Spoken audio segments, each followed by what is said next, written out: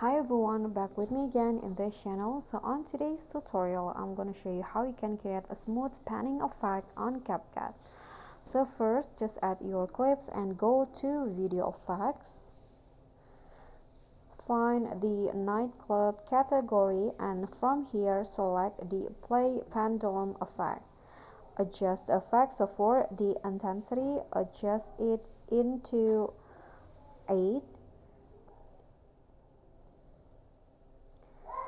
And the twist 0,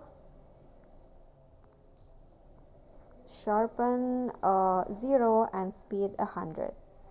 Now click on the check icon, set it for whole clips and go to the video effects again.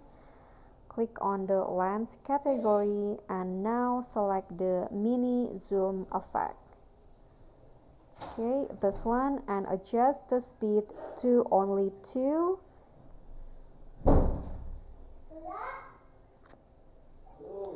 And the range 3. Okay, so now you are done and here is the final result.